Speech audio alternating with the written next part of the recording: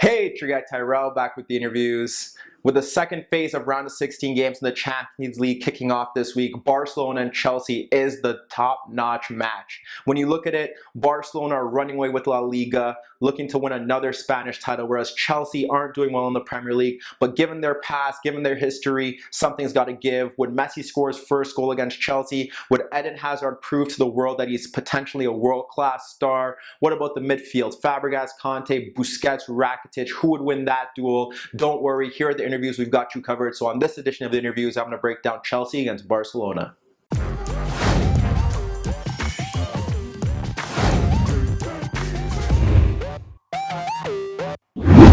So Barcelona-Chelsea, the big match of this week in the Champions League. When you break it down, Barcelona first in La Liga, haven't lost a game yet, haven't really been tested, so we don't really know how good they would be faring against a side that is in a competitive league, playing against good teams or being challenged on a weekly basis. For Chelsea is something different. They've been inconsistent throughout the season, have picked up form against inferior opposition, but this was a really big test for them. They haven't done really well at Stamford Bridge against the bigger sides. We look at the Manchester City game, for instance, where they were steamrolled, and then we look at the game against Roma where they possibly should have won but fell behind and were forced to tie. You look at Atletico Madrid also in the Champions League where they should have won the game and didn't get the job done. So here against Barcelona with good form, you expect that perhaps they would turn the tie around. When we look at the board, we got Barcelona in the red, we got Chelsea in the blue, Barcelona in more of their 4-4-2 with Messi in a withdrawn role. So you had Suarez and Messi up front. They had a narrow 4-4-2 with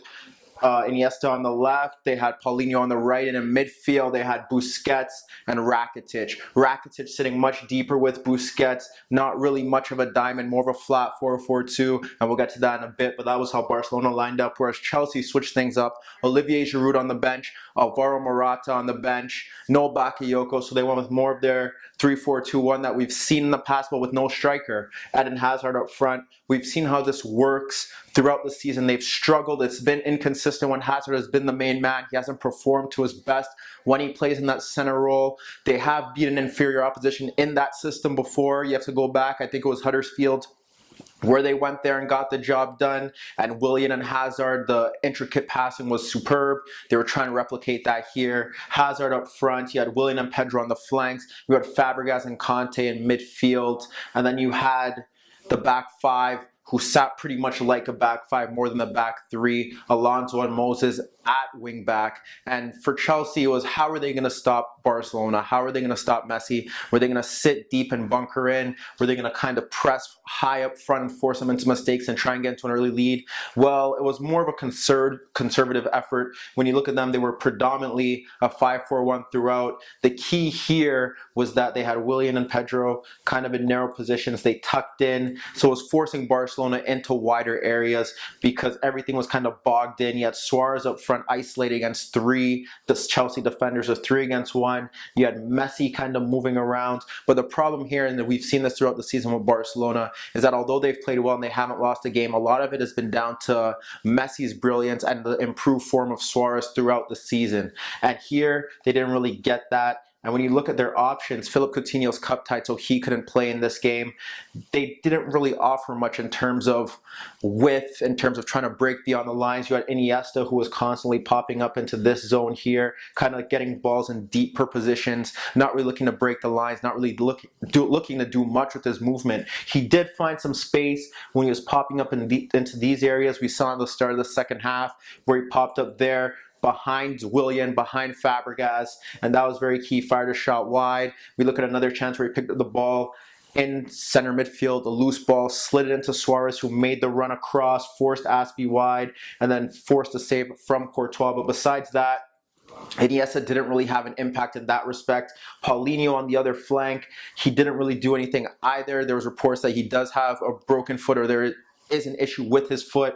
But with Paulinho, what he did often was that he played a bit higher, but he didn't really offer much in terms of running in behind, varying his movement, maybe drifting out to the flank. He isn't that type of player where he could make a difference in tighter spaces. So what happened was that when he did move into these spaces, Chelsea were still fine because they would push a center back onto him, and that would work out. And what would happen was that Alonso would push out there, and then they'd have Moses push out to Alba. The key also was that Roberto didn't really get forward, which is expected. expected. And then Alba didn't get as forward as you'd expect him to until Barcelona fell behind. And with that being said, the reason behind that was possibly the threat of Chelsea on the counterattack. Valverde has been very pragmatic with this Barcelona side. He's been wary of Pedro's pace, obviously. They know what Hazard could do. And then the key player, Willian, his pace with carrying the ball going forward. They couldn't afford to have their fullbacks going forward and leaving these two center backs isolated. So that's one of the issues that Barcelona had. The midfield sat deep. There was no real pressure on them. Busquets actually played a bit higher,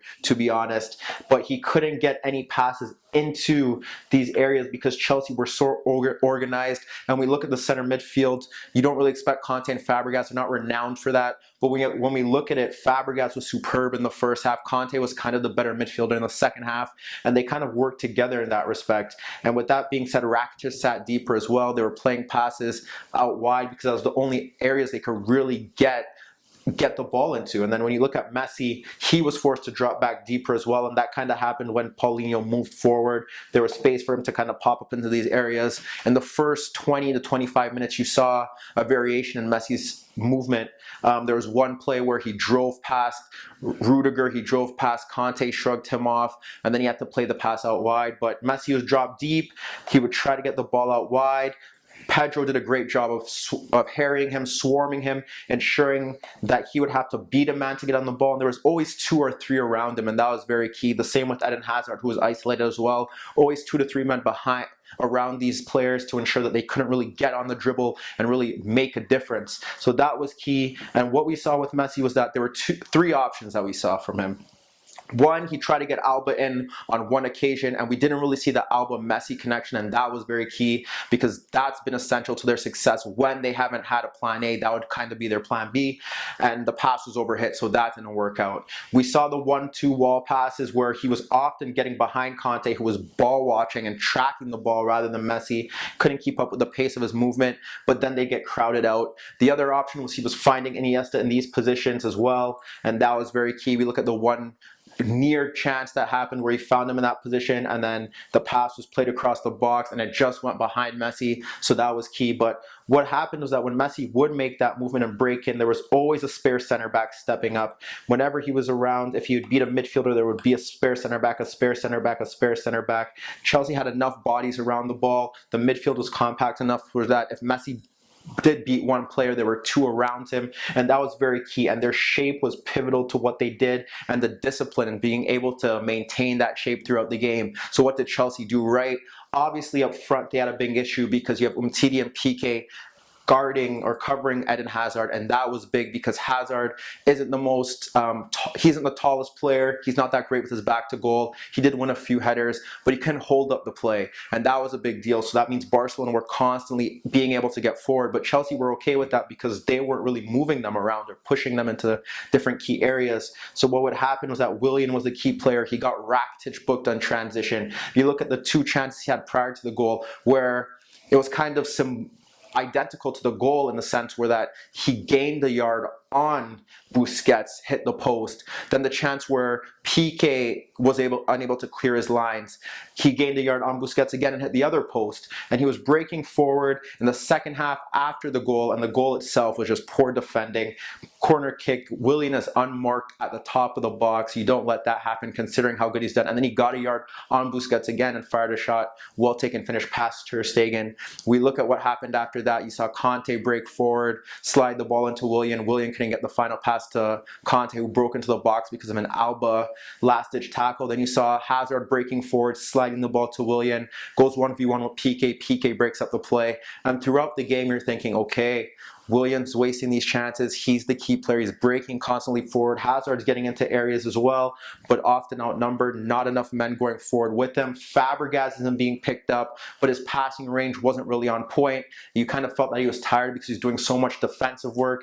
And Chelsea's pressing in that sense was very good. There were times where they pressed high, and they did try to swarm them back in, but it didn't really work out well. There's only one notable play where the two wide players pressed the center backs, and then Hazard stuck on Busquets, but Hazard wasn't really worried about Busquets. I don't think Conte instructed him to sit on him, and that was a big gamble, but that ended up working out. Then you look to the Barcelona goal, kind of against the run of play. Barcelona did push forward after conceding the goal, where they had the fullbacks higher. They replaced Paulinho with Alex Vidal, who didn't really help out or change the game in any way, shape, or form. And then it's just a simple play, but the one play leading up to the goal was very symbolic, and it was very key, because the one chance where Messi did drop deeper, he was very deep, plays a nonchalant ball over the top, and it was the first time where Suarez was able to really break beyond the line, because that was one thing. His movement wasn't that good. He was dropping off deep, but he wasn't really doing much. He was always covered. It was the first chance he got to storm forward beyond the line and play off the last man. He complained for a foul against Rudiger, which was a bit ridiculous. It wasn't a foul. And then Christensen clears up, and this isn't the first time in the game where Christensen kind of succumbed to pressure. He did in the first half when Suarez pressed him and he conceded a corner kick. This time he plays the ball across goal, similar to what Pedro did in the earlier stages of the game, and it almost led to a Barcelona chance. This time he plays it across goal. Iniesta pounces after Fabregas misses the ball. Azpilicueta misses it. Messi is unmarked at the top of the box. He equalizes 1-1. Big away goal for Barcelona. When they look like they were down and out, they get it done. Now they go back to the Camp Nou, not needing to win. A 0-0 draw will be fine.